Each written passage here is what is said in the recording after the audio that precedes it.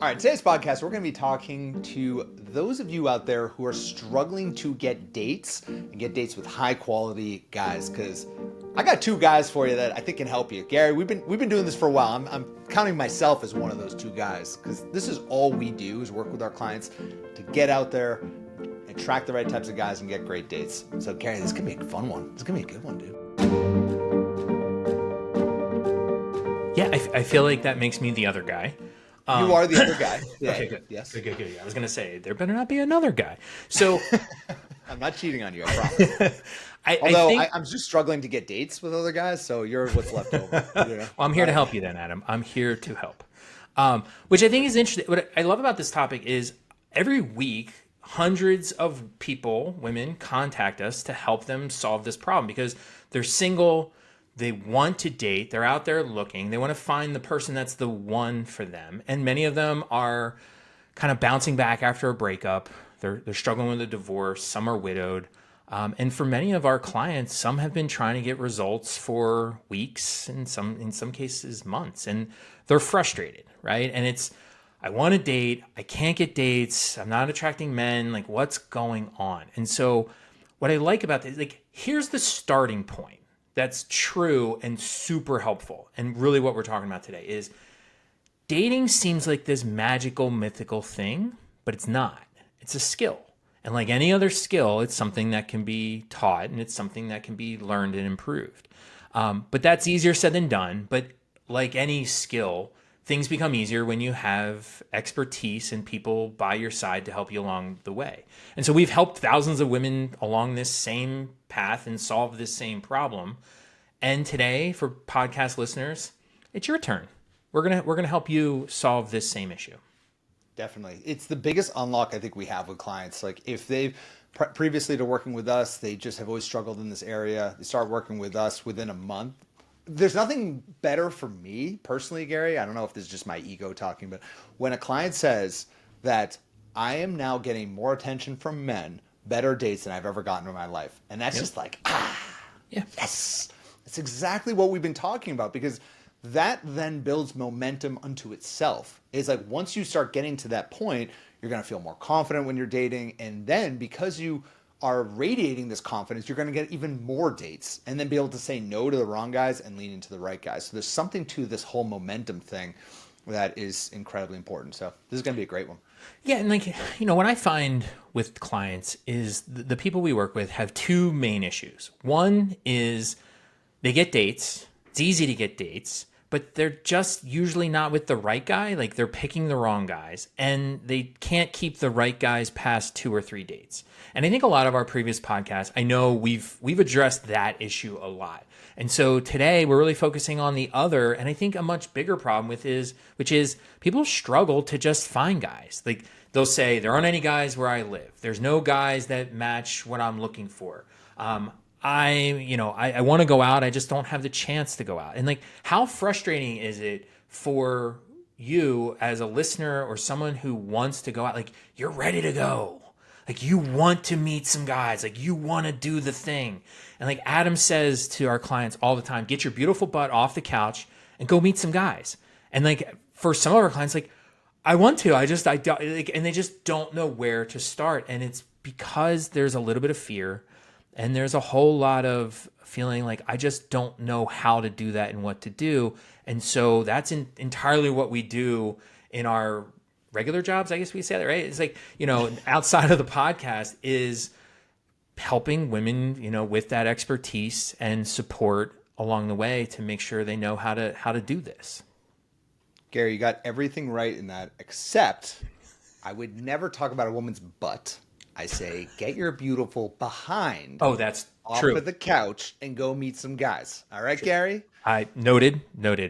I don't talk about women's butts in that way. No, I'm just playing with you. But it's true. Like a lot of this is just making that happen. And look, like this is what we want to do today is give you some of those basics so you can get off the couch and go meet those great guys because we've literally done this thousands of times over the past decade. I mean, myself, like over the past 15 years, this was my core competency is motivating people to go make it happen and do it in the right way. So let's jump into the first one, Gary, which is just for starters, knowing you have to know where the guys even are. You know, I know we all like to think that there's this mystical place in Narnia where like all these perfect guys are there, the chiseled jaw, 6'4". It's full of single men who all want you. But, you know, unfortunately, that may not necessarily exist, right, Gary? Yeah, I mean, I always say, not the Narnia. I'm not sure where Narnia is, but I always say, you can't go out to the man field and just harvest these. This field doesn't exist. Like you want to. That would make it so much easier if clients would say, "Hey, this is where I live. Tell me exactly where the guys are. Where are they hiding? We can send them to that one place and go." Right. It's just not. If it was that easy, we wouldn't have a business, right? Like, and that's essentially the whole idea is like, we're here to help you with strategies. And so what I say to clients is this place does exist. And it's this literally in the same exact place for every single client, every single woman we've helped along the way. All the guys really are in the exact same place. And that place is outside of your current comfort zone. Yeah. Whatever it is you're doing right now, if what you were doing worked, it would have worked by now. And so we need to shake up what you're doing. And so the relationship you want is on the other side of what scares you. You know who said that? Me. Okay. Me a second ago. Quote, right? And so like the thing that you want, the guy that you're looking for, he's literally on the other side of doing something that currently is a little bit uncomfortable. And so how do you make the uncomfortable more comfortable? You learn some things, you work on some skills, you practice, you gain confidence, and you make it happen. And that's literally what we do every day. Yeah. Break your routines constantly. When you're single, it is the best time to explore and try new things.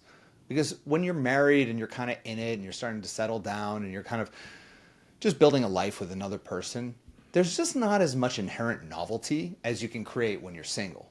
Now, most people when they're single kind of live a very settled down, structured life and they do the same things. They go to the same coffee shops, they go to the same events, they go to the same bars every weekend. But to your point, the best way to actually get out there and start attracting different types of guys is to completely switch that up. So if every weekend you go to a single one place to grab a drink after work and you go with a girlfriend, well, this is a perfect opportunity to look on Yelp, take a look at all of the best restaurants in town and the best cocktail bars that have a $3 or $4 sign, by the way. Go to somewhere nice and go somewhere, even if it's completely outside of your comfort zone. Is there a class or an adult education course that you can take that's going on and it's once a week that might involve you like doing some type of improv comedy or learning public speaking? Guess what? That's going to be way outside of your comfort zone, but it's going to open you up to a whole new swath of people. Is there a networking event that might be happening? And you're like, networking events? Like, what are you talking about? We work from home on Zoom in our underwear, right? Well, guess what? Speak for yourself. Speak for yourself. That is literally that's me right now. So all that matters is from this way up. Okay? Belly button up. That's it. Belly button up, baby. But again, that's where like so many people in their love life, they want that one place that's really, really easy to go, and it's going to suddenly open them up to all of these men that they've been looking for. And the reality is, if you can understand that that doesn't exist, then suddenly it sets you free in many ways. Because if you can accept that this might be challenging for you to go to some of these new places and explore new things, go to that singles event that you would never have considered before because it's like, oh, a singles event, are you kidding me? Then suddenly you're not looking for the easy way out. You're almost accepting that this will be hard and that's okay. And then suddenly you can start doing it. It's very similar to people who will sell you like, oh, lose 10 pounds with a very simple diet by eating everything you already eat, right? Those don't exist. It really does. You can't eat pizza and lose weight. I'm sorry to tell you. So if you buy into that, it's not going to work. Instead, buy into the fact you need to eat kale, you need to eat all the right foods, you might need to lower a little bit of calories. It might be more challenging, but it'll actually work.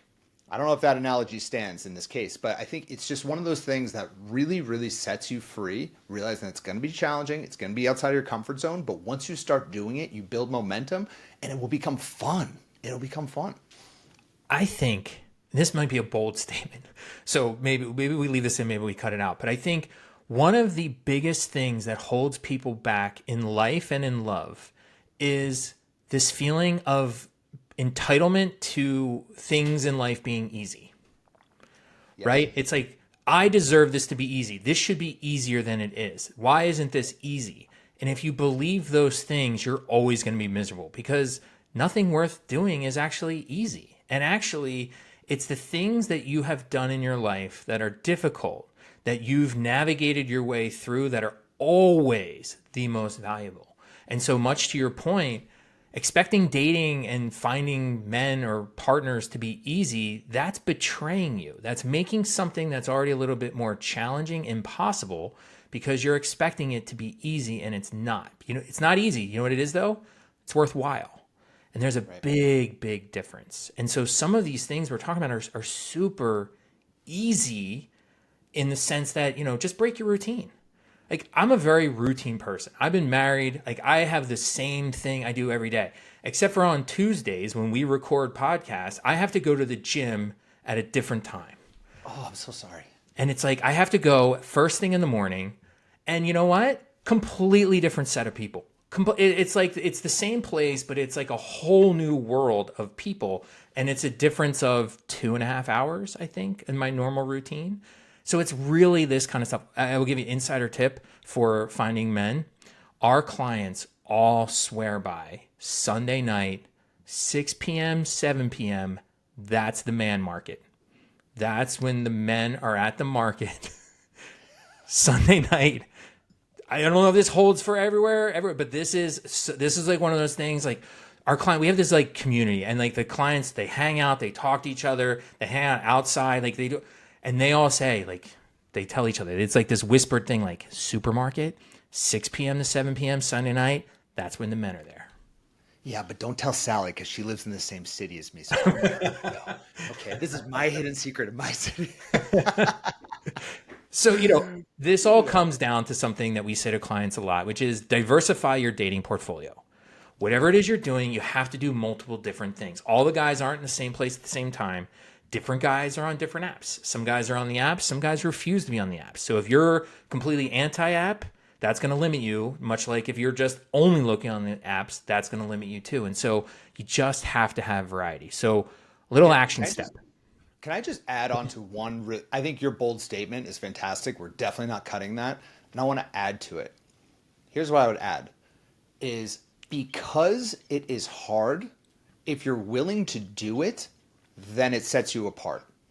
It's good that it's hard. If it were easy, then everyone would be doing it and it would be really competitive. So like, we'll talk a lot about that in business, like with love strategies, and some of the things we're doing are very, very hard right now. And we're integrating a lot of really amazing things. We're actually going to be releasing a brand new platform. It's really hard what we're doing, and I love it because it's our unique advantage with the type of work we do. And that's why, we've grown to be number one, which I love that in this space. And I'm not saying that to brag. I'm saying that because it's a mental model to use when things are hard. That is a good thing, right? It means that no one else is willing to do it. And if you are, then you will be extremely, extremely successful. So it's just something that I've been personally leaning into a lot over the past probably 5 years, because I always used to look for the very easy thing to do. Like, oh, say this one thing and get a girl's number.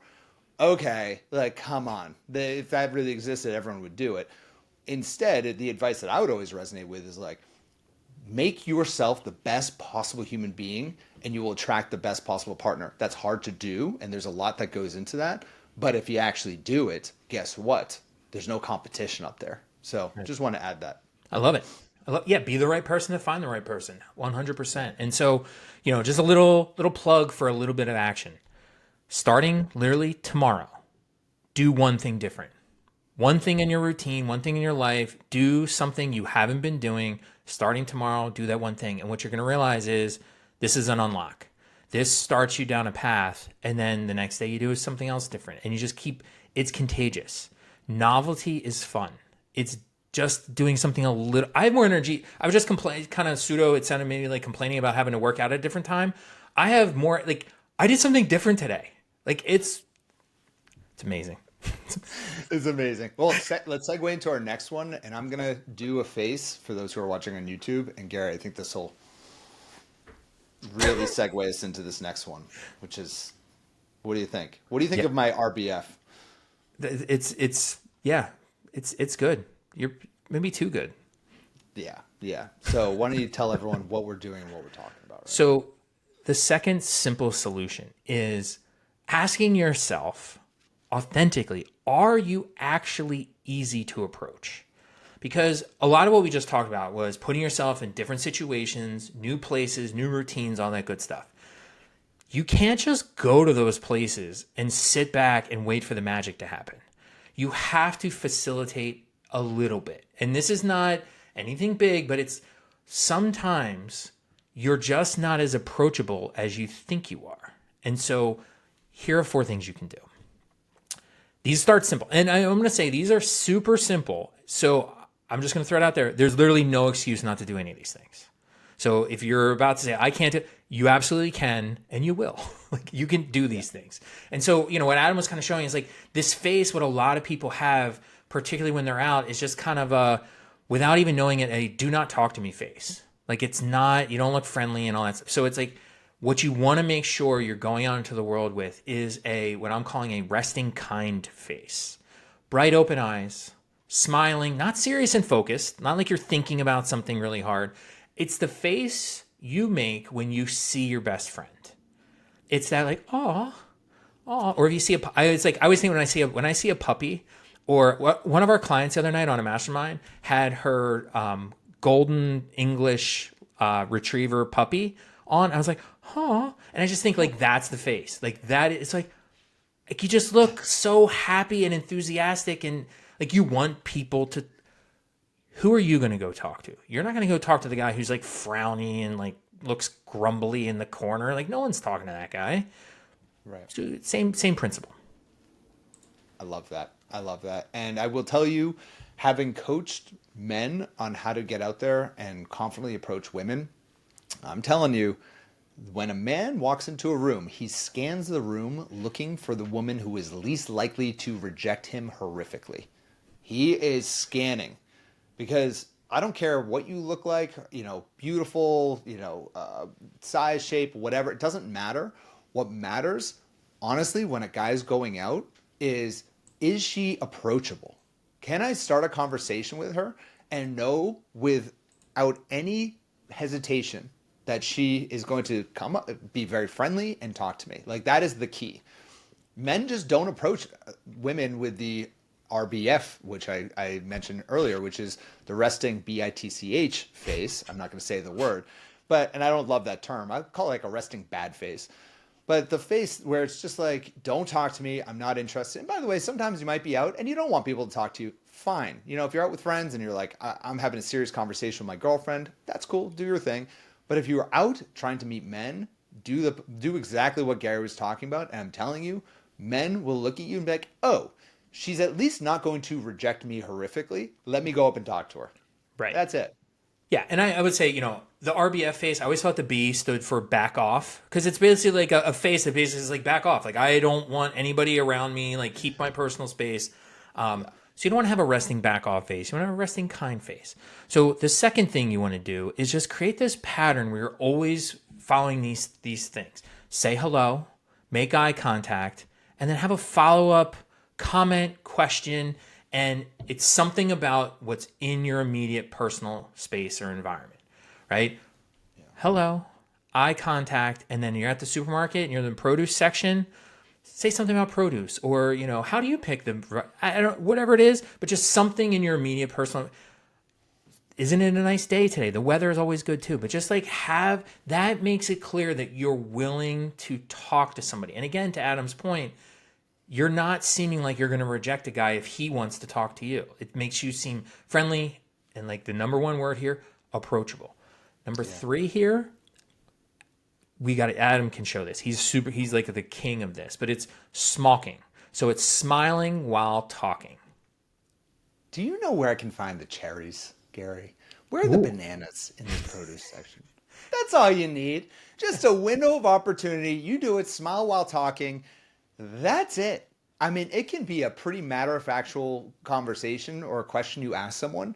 Just by initiating that conversation with a smile while talking and eye contact, that's it. That's it. Like when I was coaching men, it was more advanced and it did require a little bit more to drive a conversation forward. With women, I think a unique opportunity is if a woman is friendly and starting conversation in this way, their options open up exponentially. I mean, Gary, we've seen it with our clients. When we have events here in Boston, many of our clients will fly out. We'll sometimes go out together and they'll talk to a bunch of different guys, and you'll see these guys' faces light up because this has never happened before where women are this friendly and open to them. And guess what? The magic happens. That's it. It makes a huge difference, right? And so we said there's 4 things you can do. Really, if you do those first 3, resting kind face, the hello, eye contact, follow up, and smoking, that unlocks 90% of it. Then the last one is one you all already know, which is flirting, right? We've had lots of other podcasts about flirting, so we're not going to dive too deep into this, but it's just make it a little bit obvious. Break the touch barrier, touch him on the arm. You touch a guy, guys don't get touched by women. That's an immediate clear signal like, oh, there's something a little bit more here. Women all the time are kind, they're nice. That doesn't send the clear signal that you might think it does. And so the action step with this one is to be easier to approach, just be a little bit more bold, right? You've heard us talk before about having a big welcome mat, because really what you want is clarity. You want it to be clear to these guys that you are interested in having a conversation and getting to know them better. Now, not every guy's going to be equally interested. Cool. That's fine. We don't want to waste our times with the guys who are not interested or available or whatever. That's totally fine. But we do want to make sure we're not missing the opportunities with the guys who are interested, who just are a little bit unsure because they're waiting for a clearer signal. Like, let's give him the clarity he's looking for. Amen. And I think that is what very much so sets us apart from pretty much every other love coaching company out there. We are like, have a big welcome mat, and people will be like, well, I already have a big welcome mat. Make it even bigger. Go big. Like, I'm telling you, put yourself out there in ways that you haven't experienced before, and you will have many, many more options. Will there be some guys you're not interested in? Yeah, of course. Well, once you start talking to them, you're not interested in them. Next, moving on. Are there going to be some guys you are interested in and you flirted with them a lot when you first met them? Great. Move forward. It doesn't mean that we're going to sleep with them on the first date or the second date. Be easy to approach, hard to attain. Have a huge welcome mat. Talk to everyone. Light up a room. Who cares? Talk to as many people as you can while maintaining your safety, doing it in public places, of course. And then once you create some interest, then let him drive things forward. It's like, it's just giving him that window of opportunity to then climb through the window and then take it from there. That analogy doesn't really work, but you get what I'm saying. Really, really push it hard on that front. I'm telling you, you're going to have to undo a lot of the social programming you've gotten from a little girl where we're told, like, always play hard to get, don't make it easy for guys, yada, yada, yada. And that advice isn't nuanced enough. Like, our advice is very much so, be very easy to approach, just hard to attain romantically. Yeah, and I think, the hard to get stuff is, without going on a tangent, it's you don't want to play hard to get with the guys that are interested in you, right? You want to make it clear you're hard to get for every other guy in the world, but not for him. Like, you're uniquely, it's easy for him to pull this off, but this isn't something most guys can do. Like, that's the nuance with that piece. And so, struggling to get dates, here's the last simple solution that we have, which is number 3, breaking your own dating algorithm. And so, everyone knows that dating apps have algorithms that they're using to suggest possible partners.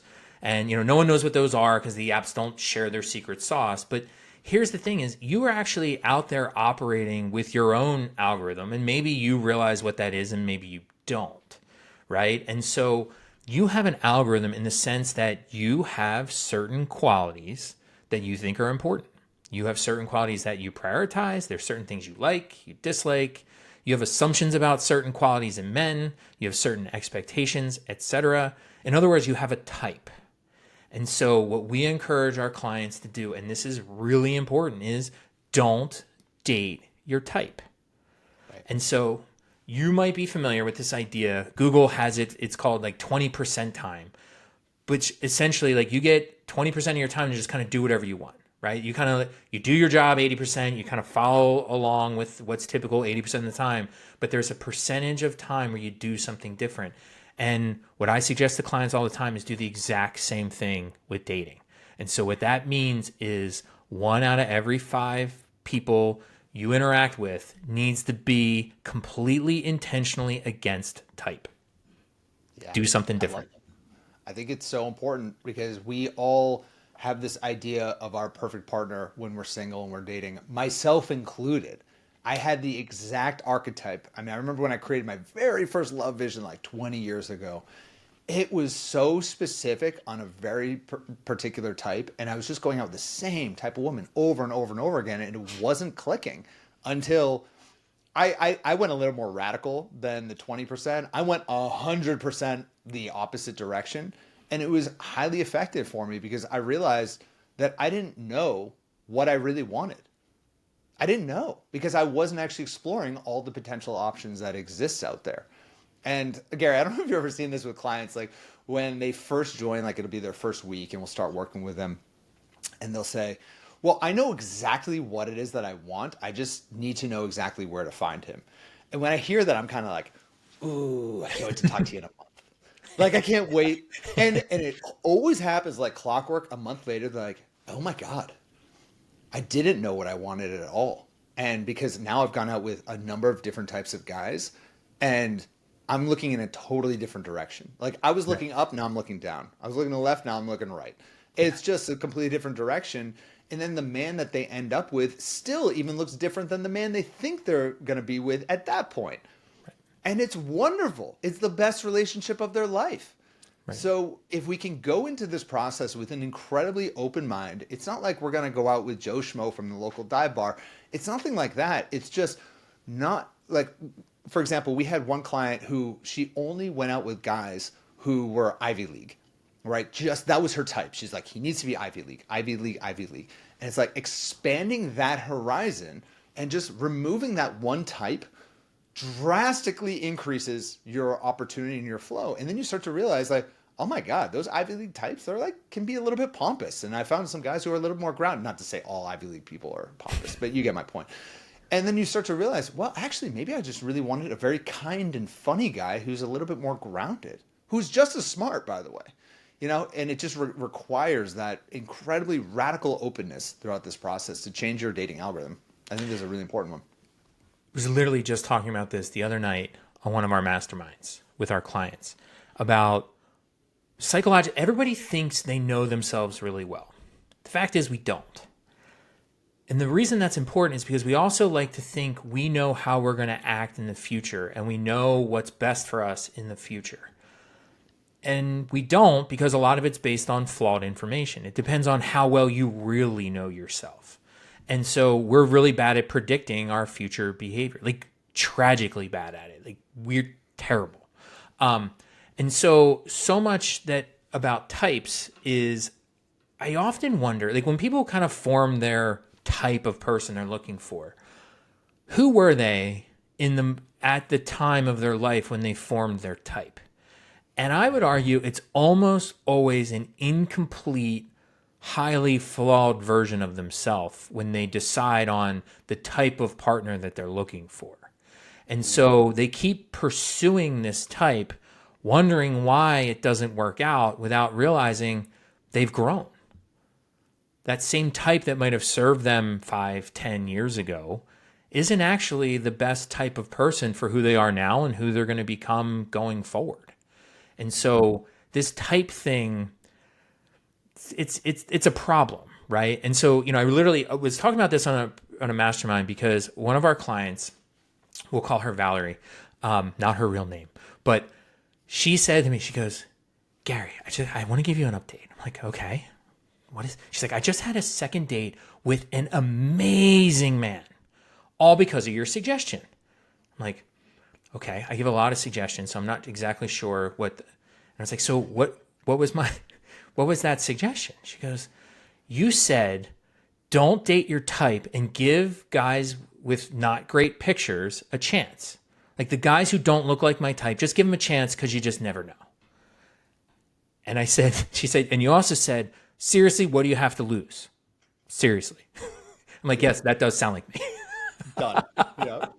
And she said she met this guy who his pictures were terrible. He doesn't look like the kind of guy she would normally date, but she actually went out and got to know him. And he's exactly what she's always wanted, but didn't know how to find. Because it's like you were just saying, like she was looking down when she should have been looking up, left instead of right, whatever it happens to be. And so that's where you want to optimize your dating algorithm in a better way, right? So don't just go for the guy that everyone else goes for, right? Look for those guys that are hidden value, the diamond in the rough kind, the guys whose pictures aren't that great, but might be an amazing person. The guy who in the first date just doesn't actually bring all of the charm and charisma that you would have hoped for. But if you give him a little bit of a chance, he opens up over time, right? And so some of this is about hidden value. Some of it's about just kind of moving out of the patterns of your types, because so often your types are based on who you were in the past, and a lot of it's based on superficial qualities, and none of that stuff's going to matter for the future. I think you nailed on that piece. When we're dating, myself included, I don't want to put words in your mouth, maybe you included as well. We're all pretty superficial, like with our type.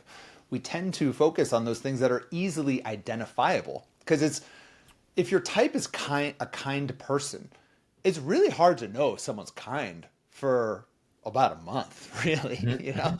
So instead, we default to the very easy to identify thing: tall, handsome, charismatic.